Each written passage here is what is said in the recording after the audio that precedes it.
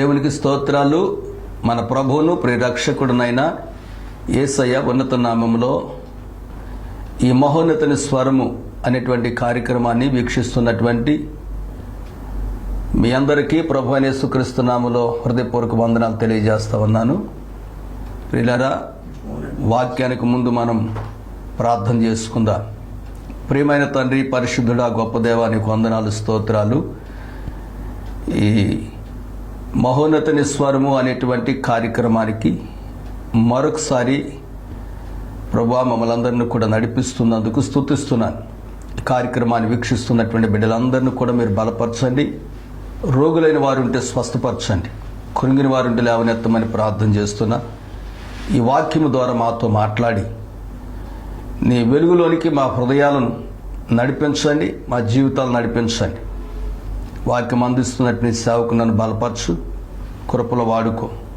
నీ ఆలోచన నాకు దయచి యేసు నామములో ప్రార్థన చేసి అడిగి వేడుకొనుచున్నాం తండ్రి. ఆమేన్, ఆమేన్. మంచిది ప్రియులారా, దేవుని సన్నిధానంలో ఈ మహోన్నతుని స్వరం అనేటువంటి కార్యక్రమానికి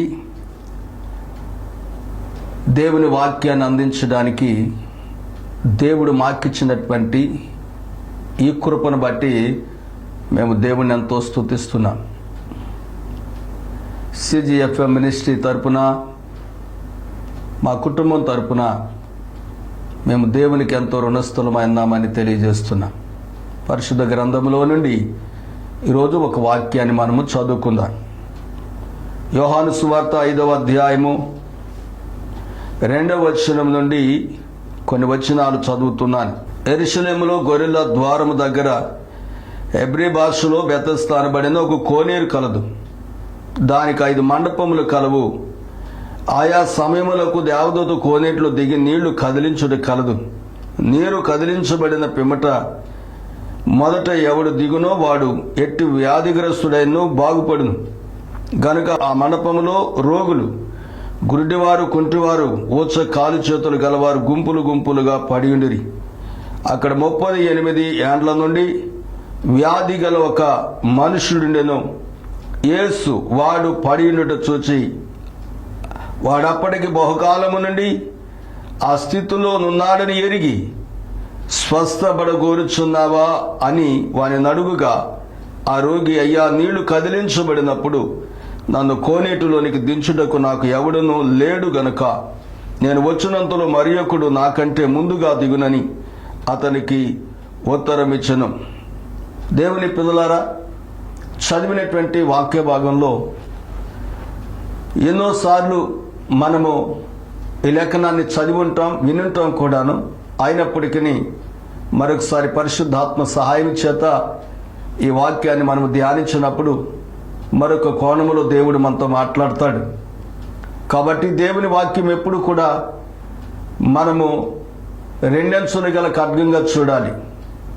అలాగనే దేవుని వాక్యము మనకు 3 విధాలుగా పరిచయం అవుతూ ఉంటుంది. నేను అనేక మార్లు చెప్పాను, మరొక మారు కూడా తెలియజేస్తాను. దేవుని వాక్యం అలంకార రూపంలో మనకు బైబిల్లో కనిపిస్తూ ఉంటుంది. రెండవది అక్షరార్థంగా కనిపిస్తూ ఉంటుంది. మూడవది ఆత్మీయార్థంగా కనిపిస్తూ ఉంటుంది. కాబట్టి బైబిల్ ఎక్కడ అలంకార రూపంగా ఉందో, ఎక్కడ అక్షరార్థంగా ఉందో, ఎక్కడ ఆత్మీయంగా ఉందో బైబిల్ చదివేటప్పుడు మనం పరిశుద్ధాత్మని యొక్క సహాయాన్ని తీసుకున్నప్పుడు తప్పక దేవుడు మనకు ఆ వివరణ దయచేస్తాడు. కాబట్టి మనం ఈ 3 కోణాల్లో బైబిల్ వాక్యాన్ని మనము ధ్యానిస్తూ దానిలో ఉండేటువంటి ఆ లోతులు, ఆ అనుభవాలు కూడా మనము తెలుసుకుంటూ మనము దేవుని రాజ్యము కొరకు పనిచేస్తూ ఆయన మార్గములో సంపూర్ణమైనటువంటి ప్రయాణము చేయగలిగినటువంటి బిడ్డలుగా ఉండగలం. చాలామంది దినాలలో బైబిల్లో నుండి 1-2 వాక్యాలు తీసుకొని మరి బైబిల్లో తప్పులు ఉన్నాయని, బైబిల్లో పొరపాట్లు ఉన్నాయని, బైబిల్లో చెడు ఉందని ఒకవైపు క్రైస్తవ సంఘాన్ని, ఒకవైపు యేసు ప్రభుని, ఒకవైపున బైబిల్ గ్రంథాన్ని దాన్ని వెంబడిస్తున్న లేక బోధిస్తున్న వారిని కూడా దూషిస్తున్నటువంటి వారు ఎందరో ఎక్కువైపోయారు. అయినప్పటికీ వాళ్ళందరినీ దేవుడు క్షమించి వాళ్ళందరూ కూడా రక్షణ ఇవ్వాలని మనం ప్రార్థన చేద్దాం. బైబిల్ అర్థం కానటువంటి వాళ్ళు ఇలాంటి అనుభవాలలో మాట్లాడతారు. వాళ్ళు శరీర సంబంధులైతే శరీర సంబంధంగానే బైబిల్ తీసుకోవాలి అనుకుంటే వాళ్ళకి ఏమాత్రం కూడా అవగాహన కాదు. బైబిల్ అంతా కూడా దేవుని మాటలు పరిశుద్ధాత్మ ప్రేరణ వలన కలిగినటువంటిది బైబిల్. ఈ పరిశుద్ధ గ్రంథాన్ని చదవటానికి మనుషుడు ఆధ్యాత్మికమైనటువంటి కోణంలో జీవిస్తూ చదివినప్పుడు పరిశుద్ధాత్మ దేవుడు అనేక సంగతులు వారికి తెలియజేస్తాడు. మనకు కూడా అంతే. బైబిల్ ఏదో ఒక పుస్తకం చదివినట్లు కాకుండా, బైబిల్ మనకేదో ఒక పాఠం చదివినట్టు కాకుండా, బైబిల్ ఏదో ఒక విధంగా చదివినట్టు కాకుండా దాన్ని దేవుని వాక్యంగా మనము ఆలోచన చేసి చదివినప్పుడు తప్పక దేవుడు మనతో మాట్లాడతాడు. అంతేకాకుండా బైబిల్ చదివేటప్పుడు తప్పక మనము మన కొరకే చదవాలి, ఇతరుల కొరకు చదవకూడదు. ఈ రోజుల్లో చాలా మంది బైబిల్ ఇతరుల కొరకు చదువుతున్నారు. అందుకే వారి మనోనేత్రాన్ని దేవుడు గుడ్డితనం చేసి, దేవుడు వారికి తెలియకుండా, సత్యం మీద వారికి అవగాహన కాకుండా వాళ్ళు నశించిపోతా ఉన్నారు. కాబట్టి బైబిల్ చదివేటప్పుడు నీ కొరకు చదువు. బైబిల్ చదివేటప్పుడు నీవు ధ్యానించు. బైబిల్ చదివేటప్పుడు వాక్యమును నువ్వు అర్థం చేసుకునే విధంగా ప్రార్థన చేసుకొని చదువు. అప్పుడు దేవుడు నీకు సమస్తమును బోధిస్తాడు.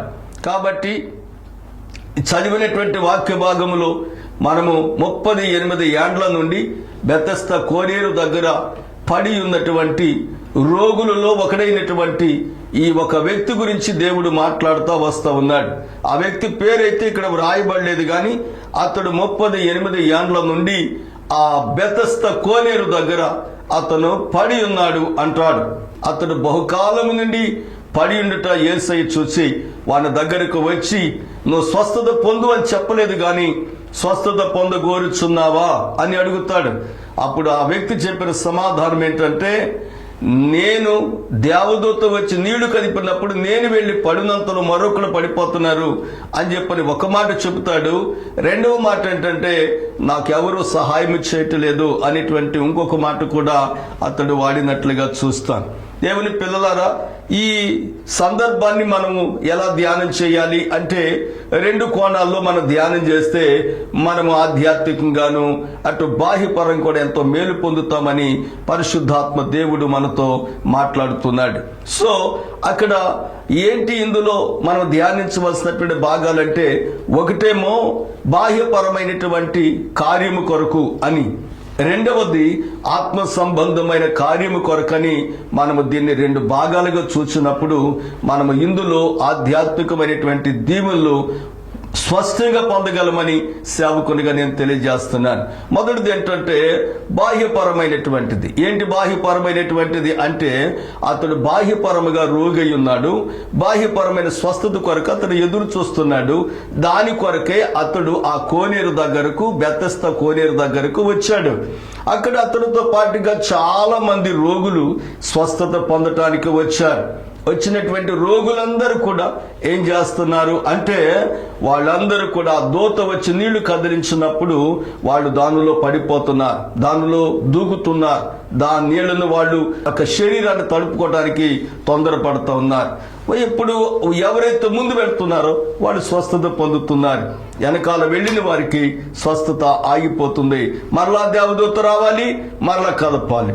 అప్పుడు మరలా ఎవరైతే దొక్కుతారో వాళ్ళు స్వస్థత పొందినట్లుగా మనం అక్కడ చూస్తున్నాం. అయితే ఈ వ్యక్తి ఆ నీళ్ళలోనికి దూకటానికి దేవదూత వచ్చినప్పుడు, దేవదూత నీళ్లు కదిలించినప్పుడు, దేవదూత ఆ నీళ్లు కదిలించుతున్నటువంటి ఆ సమయంలో ఇతడు ముందుగా దూకటానికి ఏమాత్రము కూడా ఇతడు తొందరపడినటువంటి వ్యక్తిగా కనిపించట్లేదు అనేది దేవుడు వాక్యములో మనకు ఉంచినటువంటి సత్యం. ఎందుకు ఇతడు బాహ్యంగా స్వస్థత పొందపోతున్నాడు అంటే ఇతనిలో తొందర లేదు, ఇతనిలో సరైనటువంటి ఆ సిద్ధపాటు లేదు, ఇతనిలో మరి ఆ దేవదూత ఎప్పుడు వస్తుందో ఎప్పుడు కదులుస్తుందో అనేటువంటి ఆ కనిపెట్టే అనుభవం కూడా లేకుండా అయిపోయింది. దేవదూత వాస్తవం, నీళ్లు కదిలించడం కూడా వాస్తవమే, అయితే ఆ నీళ్లు కదలటం కూడా వాస్తవమే, అక్కడ స్వస్థత ఉండటం కూడా వాస్తవమే. కానీ పొందకుండా 38 సంవత్సరాలు ఇతడు అక్కడే ఉండిపోయాడు. కారణం ఇతడే అని దేవుని వాక్యం మనకు చెప్తుంది. బాహ్యపరమైనటువంటి స్వస్థత చూడండి దేవుని పిల్లారా, ఈ రోజున మనము చూస్తూ ఉంటాము. ఏంటి అంటే స్వస్థత పొందాలని చాలా మందికి ఆశ ఉంటుంది, స్వస్థత పొందాలని చాలా మందికి, ఎందరో రోగులు బాగుపడాలని ఉంటుంది. కానీ వాళ్ళు వెళ్ళవలసినటువంటి స్థలానికి వెళ్ళరు, ఒకటి. రెండవది, వారు చేయవలసినటువంటి పని వాళ్ళు చేయరు. మూడవది ఏంటంటే వాళ్ళు సరైనటువంటి సిద్ధపాటు కూడా కలిగి ఉండరని దేవుని వాక్యం చెప్తుంది. బైబిల్లో మనకు హిజ్కియా అనేటువంటి ఒక రోగి కనిపిస్తాడు. ఆ రోగి అయితే మరణకరమైన రోగంతో బాధపడుతున్నాడు. దేవుడు ఒక వర్తమానాన్ని పంపాడు యెషయా అనేటువంటి ప్రవక్త ద్వారా. ఆ ప్రవక్త వచ్చి మాట్లాడుతున్నాడు. ఏమనంటే, నీవు చనిపోతావిక, నీ ఇల్లు చక్కబెట్టుకోమని దేవుడు చెప్పాడని చెప్పినప్పుడు వెంటనే అతడు ఏం చేశాడంటే, ఆ ప్రవక్త వెళ్ళిపోగానే అతడు గోడ తట్టు తిరిగి కన్నీటితో ప్రార్థన చేయటం ప్రారంభిస్తాడు. కన్నీటితో ప్రార్థన, ఏడుస్తాడు. దేవుని స్వస్థత కొరకై ఎంతగా ఏడ్చాడో, ఎంతగా ప్రార్థించాడో, ఎంతగా విలపించాడో, ఎంతగా ఆ స్వస్థత స్వస్థత స్వస్థత స్వస్థత కావాలి. మరణం నాకు అక్కర్లేదు, నాకు స్వస్థత కావాలి, నాకు నా శరీరానికి స్వస్థత కావాలి, మరణకరమైన రోగము నన్ను విడిచిపెట్టి వెళ్ళిపోవాలి అనేటువంటి ఆ తాపత్రయం, ఆ ఆశ, ఆ సిద్ధపాటు, ఆ ప్రార్థన, ఆ కన్నీరు, ఏడుస్తున్నాడు. ప్రియులరా, ఇక్కడ కోనేరు దగ్గర ఉండేటువంటి వ్యక్తి చూసారా, దేవుని ఆ స్వస్థత కొరకు అతనికి అలాంటి తొందర లేకుండా ఎవరో ఒకళ్ళు నాకు హెల్ప్ చేయాలనేటువంటి ఆలోచనతో నిలబడిపోయాడు అతను. అదే అంటాడు, యేసు ప్రభువు వచ్చి స్వస్థత పొందగోరుచున్నావంటే ఏమంటాడు, నాకెవ్వరూ సహాయం చేయట్లేదు. ప్రియులరా, నీ రోగం పోవాలి అంటే, నీ రుగ్మత పోవాలి అంటే, నీ మరణకరమైన రోగం నిన్ను వదిలిపెట్టాలంటే నువ్వు చేయవలసిన పని ఒకటే, నువ్వు దేవుని మీద ఆధారపడాలి, యేసయ్య పాదాలు పట్టుకోవాలి, కన్నీరు కార్చాలి. ఏ మనుషుడో నిన్ను బాగు చేయడు, ఏ మనుషుడో నిన్ను శుద్ధి చేయడు, ఏ మనుషుడు నిన్ను ఆ యొక్క వ్యాధి నుండి విడిపించలేడు. నీ వ్యాధి మరణకరమైన వ్యాధి కావచ్చు, ఏ వ్యాధి అయినా కావచ్చు, చాలా రకాల వ్యాధులు ఉన్నాయి, ఏ వ్యాధి అయినా కావచ్చు. ఆ వ్యాధి నీలోంచి పోవాలి అంటే నీవు దేవుని మీద మాత్రమే ఆధారపడాలి. వచ్చిన వాళ్ళందరూ దేవుని మీద ఆధారపడ్డారు. కాళ్ళు చేతులు లేనటువంటి వాళ్ళు, ఓ చేతులు కలిగిన కుంటివారు, గుడ్డివారు, మోగవారు, అనేక మంది చెవిటివారు, అక్కడ వాళ్ళందరూ కూడా దేవుని మీద ఆధారపడి నీళ్లు కదిలించగానే గబార పడిపోతా ఉంటే, ఈ వ్యక్తి మాత్రం ఎవరో నన్ను తీసుకెళ్లి ముంచుతారని చెప్పని చూస్తూ ఉన్నాడు. అందుకే అతడు స్వస్థత పొందలేకపోయాడు. నా ప్రియమైనటువంటి దేవుని పిల్లలారా, ఈ దినమందు దేవుని సన్నిధానములో నీవు ఆలోచించే. ఎన్నో హాస్పిటల్ తిరుగుతున్నావేమో, ఒకవేళ నీ స్వస్థత కొరకు, నీ రుగ్మత కొరకు, నీ వ్యాధి కొరకు, నీ మరణకరమైన వ్యాధిని పోగొట్టుకుంటూ కొరకు నువ్వు హాస్పిటల్ వైపు తిరుగుతున్నావు. నేను తప్పట్లేదు, మెడిసిన్ వాడుతూ తప్పట్లేదు నేను. కానీ నీవు దేవుని మీద ఆనుకుంటే దేవుడు తప్పగా స్వస్థత నీకు ఇస్తాడు. బైబిల్లో ఒక మాటను చూద్దాం. మార్కు సువార్త 5వ అధ్యాయంలో రక్తస్రావము కలిగినటువంటి స్త్రీని మనం చూస్తాం. ఆమె ఎన్నో హాస్పిటల్ తిరిగింది, ఎందరో డాక్టర్ల దగ్గరికి వెళ్ళింది, ఎందరో దగ్గర వైద్యం తీసుకుంది. కానీ ఏ డాక్టర్ ఆమెను బాగు చేయలేకపోయాడు, ఏ మెడిసిన్ ఆమెను బాగు చేయలేకపోయింది, ఏ వైద్యం ఆమెని స్వస్థత ఇవ్వలేకపోయింది. చివరికి ఆమె యేసు దగ్గరకు వచ్చే రహస్యముగా ఆయన వస్త్రపు చెంగు నేను ముట్టుకుంటే బాగుపడతానని చెప్పని విశ్వాసముతో నింపబడి ఆమె ఆయన దగ్గరకు వచ్చి ఆయన వస్త్రపు చెంగు ఎప్పుడైతే ముట్టుకుందో వెంటనే ఆమె రక్తధార కట్టింది. ఈ 38 సంవత్సరాల నుండి ఎవరో నన్ను తీసుకుని వెళ్ళి దానిలో ముంచుతారని చెప్పని చూస్తున్నాడే, కానీ ఇతడు మాత్రం వెళ్ళి విశ్వాసముతో దేవుని మీద ఆధారపడి దేవుని వైపు చూస్తూ ప్రభు మీదే తన మనసును పెట్టుకొని నడవలేనటువంటి స్థితిలో ఉన్నాడు. అందుకే అతడు స్వస్థత పొందటానికి బాహ్యపరంగా తన శరీరంలో ఉండేటువంటి రోగము పోగొట్టుకోవటానికి అతనికి పట్టినటువంటి టైం ఎంతో తెలుసా? 38 సంవత్సరాలు.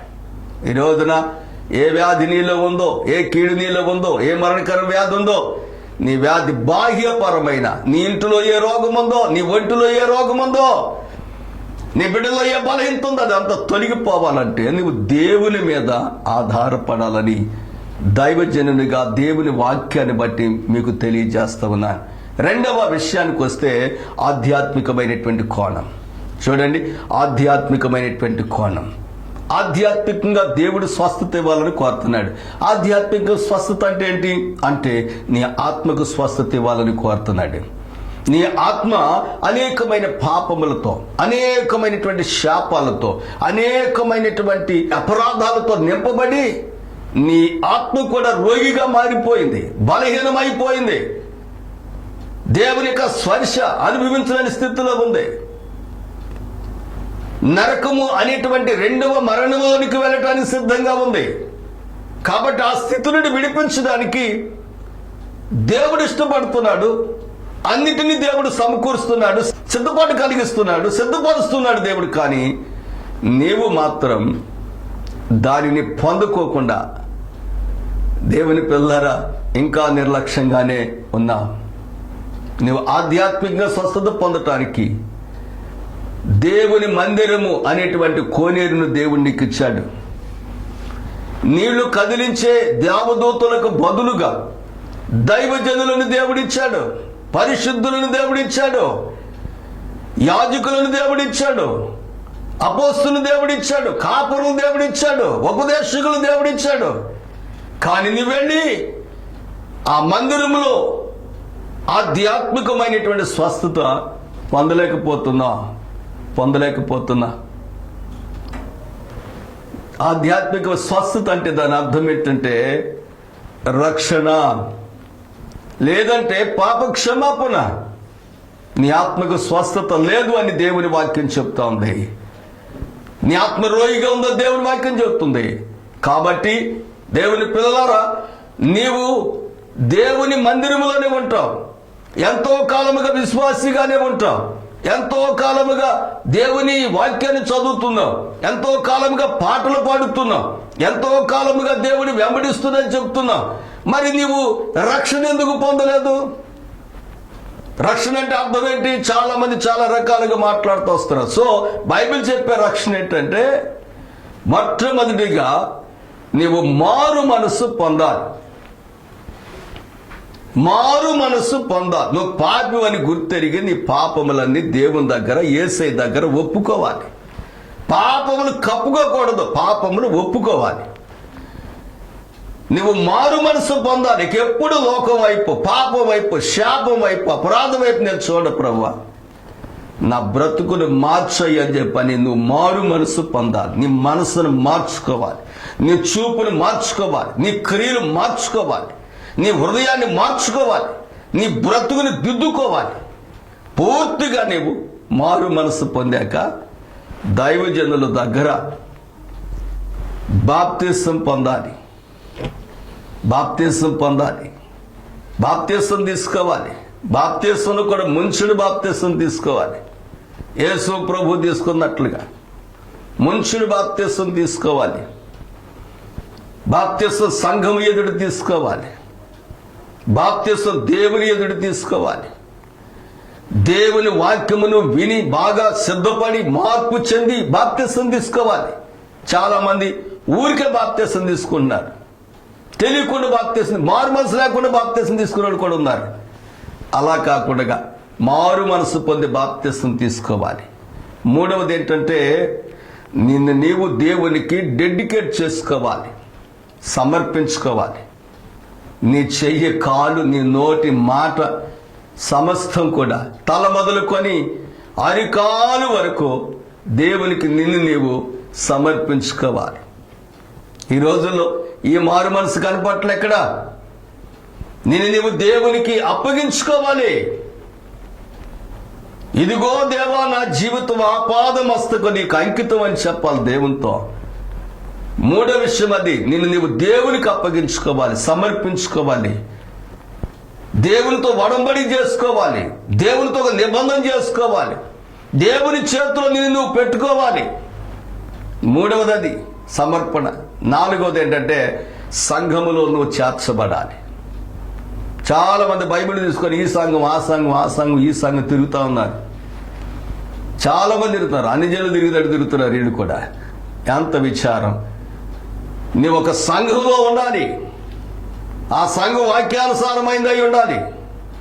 ఆ సంఘం దేవుని చిత్తానుసారంగా నడిచే సంఘంగా ఉండాలి. ఆ సంఘంలో నువ్వు ఉండాలి. ఆ సంఘంలో నువ్వు ఉంటే ఆ సంఘంలో ఉండేటువంటి నియమ నిబంధనలు, క్రమాలు, కట్టుబాట్లు, ఆ సంఘం యొక్క పద్ధతులు, ఆ సహవాసం యొక్క అనుభవాలు, ఆ సహవాసులుండే పరిచర్య. ఫిలిప్పీ పత్రిక మొదటి అధ్యాయం చూస్తే ఫిలిప్పీ సంఘములో ఉన్నటువంటి, ఫిలిప్పీలో ఉన్నటువంటి సకల పరిశుద్ధులు, అధ్యక్షులు, పరిచారకులు ఉన్నారంట సంఘంలో. మొదటి అధ్యాయంలో మొదటి వచ్చిందని మనం చూస్తాం. ఫిలిప్పీలో ఉన్న సకల పరిశుద్ధులు, అధ్యక్షులు, పరిచారకులు. సంఘానికని ఏం నేర్చుకుంటున్నావు? మారు మనసు పొందాను, బాప్తిసం పొందాను, సంఘంలో చేర్చబడ్డావా? సమర్పించుకున్నావా? సంఘములో ఉండేటువంటి దేవుని పని విషయంలో నీ బాధ్యత ఎంత ఉంది? ఎంతగా నువ్వు నిలబడగలుగుతున్నావు దేవుని కొరకు? ఆ సంఘ క్రమాలు, కట్టుబాట్లు నేర్చుకుంటున్నావా? దైవజనుడు నీకు నేర్పిస్తున్నప్పుడు నేర్చుకోగలుగుతున్నావా అనే విషయాన్ని నువ్వు గ్రహించాలి. ఆ సంఘములో నువ్వు ఉన్నావు అంటే ఆ సంఘములో ఉండేటువంటి ఆ క్రమాలకు, ఆ కట్టుబాట్లకు, ఆ నియమాలకు, ఆ ఉపవాసాలకు, వాటన్నిటికీ నీవు లోబడి జీవించాలి. అందులోనికి నీ కుటుంబాన్ని కూడా నడిపించుకోవాలి.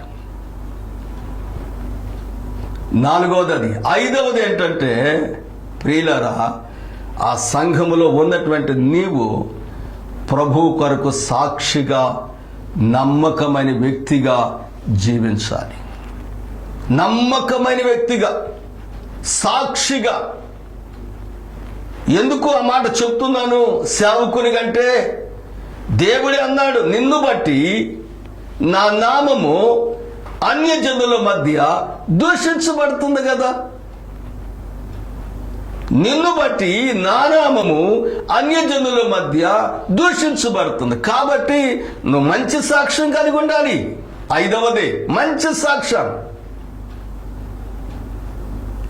మంచి సాక్షిగా నువ్వు జీవించాలి. సత్య సాక్షిగా జీవించాలి. పరిశుద్ధుడు అనే సాక్ష్యం, పరిశుద్ధురాలనే సాక్ష్యం, యథార్థత అనే సాక్ష్యం, సత్య సంబంధమైన సాక్షిగా నీవు జీవించాలి. నీ దైవజనుడు నీ గురించి ఆలోచన చేస్తున్నప్పుడు గుడ్, నమ్మకమైన మంచి దాసుడే, నమ్మకమైన మంచి దాసురాలే అని చెప్పాలి. ఐదవది. ఆరవది ఏంటంటే దేవుని పిల్లరా, ఆ సంఘములో దేవుని యొక్క శరీరము, దేవుని యొక్క రక్తాన్ని నీవు తీసుకోవాలి. ఎందుకంటే నా శరీరము తిని నా రక్తము త్రాగువాడే నిత్య జీవానికి పాత్రుడు, అంత్యదినమందు నేను వానిని లేపుతానన్నాడు యేసయ్య. కాబట్టి ఆయన శరీరము, ఆయన రక్తము నువ్వు తీసుకోవాలి. ఆయన శరీరమును, ఆయన రక్తమును నువ్వు తీసుకుంటే దేవుడు నీకు నిత్య జీవాన్ని దయచేస్తాడని సేవకునిగా నేను నీకు తెలియజేస్తున్నాను. ఇదే ఆత్మ సంబంధమైన కోణం. శారీరకంగా ఆ వ్యక్తి 38 సంవత్సరాలు దేవుని స్వస్థత ఎంత అందుబాటులో ఉన్నప్పటికీ నిర్లక్ష్యంగా ఎవరో మీద ఆధారపడ్డాడు. ఇక్కడికి వస్తే ఆధ్యాత్మికంగా దేవుని మందిరం, దేవుని సంఘం, దేవుని సేవకుడు, దేవుని యొక్క ఆత్మ నడిపింపు అంతా అక్కడ ఉన్నప్పటికీ ఆత్మ సంబంధంగా నువ్వు స్వస్థత పొందలేని స్థితిలో పడి ఉంటున్నారు. దానికి కారణం ఏంటంటే నీ నిర్లక్ష్యమే. ఎవరో మీద ఆధారపడుతున్నా, నేను చెప్తున్న సేవకునిగా ఈరోజు నీకు దేవునికి మధ్య ఏ మనిషి ఉండకూడదు. నీకు నీ భక్తికి ఏ మనిషి కూడా ఆధారమై ఉండకూడదు. దేవుని వాక్యం నీ ఎదుటుంది, బోధించే దైవజనులు ఉన్నారు, సత్య సంబంధమైన సాక్షులు ఉన్నారు. కాబట్టి నీ భక్తికి, నీ భక్తిలో ఎదుగుదలకు, నీ ఆత్మ సంబంధమైన స్వస్థత కావచ్చు, బాహ్యపరమైన దేవునిచ్చే స్వస్థత కావచ్చు, ఎవరి మీద నువ్వు ఆధారపడద్దు, దేవుని మీద మాత్రమే నువ్వు ఆధారపడాలి. ప్రభు మీద మాత్రమే నువ్వు ఆధారపడాలి. దేవుని కొరకు మాత్రమే నువ్వు నడవాలి. అప్పుడు దేవాది దేవుడు నిన్ను ప్రేమించి ఆయన నీకు ఇవ్వవలసినటువంటి ఈవులు కావచ్చు, మేలులు కావచ్చు, ఆశీర్వాదములు కావచ్చు, ఐశ్వర్యము కావచ్చు, ఘనత కావచ్చు, నీతి కావచ్చు, సమస్తము కూడా నీకు సమృద్ధిగా దయచేస్తాడు. నువ్వు మనుషుల మీద ఆధారపడినంత వరకు కూడా నీకు ఏ స్వస్థత కూడా లభించదు. చాలామంది చెప్తా ఉంటారు, నేను ఎంతో కాలం నుంచి విశ్వాసినని, కానీ శారీరక స్వస్థత కానీ ఆత్మ సంబంధ స్వస్థత కానీ వారిలో మనకు కనిపించదు. కాబట్టి లోతైనటువంటి భక్తి జీవితంలోనికి నువ్వు వెళ్ళాలి అంటే నువ్వు లోతులోనికి దిగాల్సిందే. నీకు దేవునికి మధ్య ఏ మనిషి సపోర్ట్ అక్కర్లేదు. దేవుడు శిలువ మీద వేలాడుతున్నప్పుడు ఆ దేవాలయపు తెర పైనుండి కిందకు చిరిగిపోయిందండి. ఎందుకంటే దేవునికి నీకు మధ్యలో ఏది ఉండటానికి వీల్లేదు. దేవునికి నీకు మధ్యలో ఎవరు ఉండటానికి వీల్లేదు. నీ ఆస్తి అడ్డం వస్తుందా, నీ అంతస్తు అడ్డం వస్తుందా, నీ చదువు అడ్డం వస్తుందా, నీ కులం అడ్డం వస్తుందా, నీ ప్రాంతం అడ్డం వస్తుందా దేవునికి నీకు మధ్యలో? దాన్ని అంతటిని కూడా పక్కకు నెట్టివేసి దేవుని బిడ్డగా, దేవుని రాజ్యము కొరకు నువ్వు పరిగెత్తవలసినటువంటి అవసరం ఉంది. నీకు స్వస్థత కావాలంటే ఎవరు నీకు దేవునికి నీకు మధ్యలో ఎవరు ఉండటానికి వీళ్ళకుండా చూసుకో. అందుకే అపోస్తలుడైన పౌలు ఫిలిప్పీ పత్రిక 3వ అధ్యాయంలో ఆయన చెప్పింది, నాకు ఏవేవి లాభకరములై ఉన్నవో ఆయన పునరుత్థానము నిమిత్తము సమస్తమును కూడా పెంటతో సమానంగా నేను ఎంచుకొంచున్నాను. నాకు ఆయనకు మధ్య ఎవరుంటానికి లేదు. నేను కూడా క్రీస్తులాగా సిలువ వేయబడ్డాను. జీవించబడిన నేను కాదు, క్రీస్తే నా యందు జీవిస్తున్నాడు. ఎంత అద్భుతం అండి!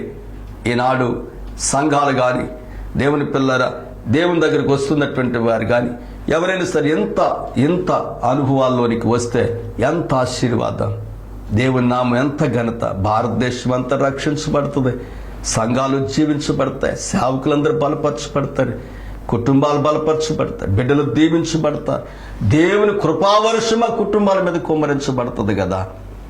కాబట్టి బాహ్యపరమైన విషయంలో, ఆత్మీయమైన విషయంలో ఏమాత్రము కూడా నువ్వు ఆలస్యం చేయకుండా త్వరపడి ప్రభు మీద ఆధారపడి అద్భుతమైన స్వస్థత పొందుతావని దేవుడు ఈరోజు నీతో మాట్లాడి నిన్ను బలపరుస్తున్నాడు. ఇట్టి మాటలు మీ వినికిడిలో దీవించునుగాక. Amen. May God bless you. దైవాశీస్సులు. Thank you. Praise the Lord. మంచిదండి. ఈ సమయంలో ఈ ఎపిసోడ్కి, ఈ టీవీ కార్యక్రమానికి స్పాన్సర్ చేసినటువంటి మా ప్రియ సంఘ బిడ్డలు చిన్న, అలాగే దేవి, వారికి ఇచ్చినటువంటి బిడ్డలు కీర్తి, అలాగే యాకోబు, ఈ కుటుంబం ఈ కార్యక్రమానికి స్పాన్సర్ చేస్తున్నారు. కాబట్టి వారిని దేవుడు దీవించాలని, ఆశీర్వదించాలని, ఈ విధంగా వాళ్ళు ఈ పరిచర్యలో కొనసాగాలని వారి కొరకు ప్రార్థన చేద్దాం. ప్రియమైన తండ్రి, పరిశుద్ధుడా, నీకు వందనాలు, స్తోత్రాలు నాయన. ప్రభువా, చిన్న, దేవి, అలాగే కీర్తి, యాకోబు కొరకు ప్రార్థన చేస్తున్నాను. వారిని దీవించండి, ఆశీర్వదించండి, ఘనపరచండి. ఈ పరిచర్యలో వారు నమ్మకంగా కొనసాగుటకు సహాయం ఇచ్చండి. చిన్న లారీ తోలుతూ బయట ఎక్కడ ఉంటాడు, ప్రయాణంలో తోడైండు. కీర్తి జాబులో సహాయం చేయండి నాయన. అలాగే దేవికి మంచి ఆరోగ్యము దాయించండి. యాకోబు కూడా బయట పనిలో ఉంటాడు, ఆ బిడ్డ ప్రయాణంలో కూడా తోడండి. చదువులో ఆ బిడ్డకు సహాయం చేయండి. వారికి కావలసిన దీవెన ఆశీర్వాదములు మెండుగా దయచేయమని ప్రార్థన చేస్తూ నీ కృపగా అప్పగించుకుంటూ యేసు నామములో ప్రార్థించి అడిగి వేడుకొనుచున్నాము తండ్రి, amen. Praise the lord. Christ Gospel Faith Ministry ఆధ్వర్యంలో సిలువ సన్నిధి స్వస్థశాల ప్రతి శుక్రవారం ఉదయం 11 గంటల నుండి 3 గంటల వరకు. స్థలం CGFM చర్చి దగ్గర, పక్షుల తోట, Kuchipudi. Praise the lord. Christ Gospel Faith Ministries ఆధ్వర్యంలో కుటుంబ ఆశీర్వాద కూడిక ప్రతి నెల 5వ తేదీ. సమయం రాత్రి 7 గంటల నుంచి 10 గంటల వరకు. స్థలం కూచిపూడి CGFM చర్చి దగ్గర, పక్షుల తోట. Reverend doctor M. హానక్ గారు బైబిల్ నేర్పే భక్తి కొత్త పుస్తకం సిద్ధంగా ఉంది. కావలసిన వారు సంప్రదించండి. మా చిరునామా 1-127 కూచిపూడి, మోవ మండలం, కృష్ణా జిల్లా 521136.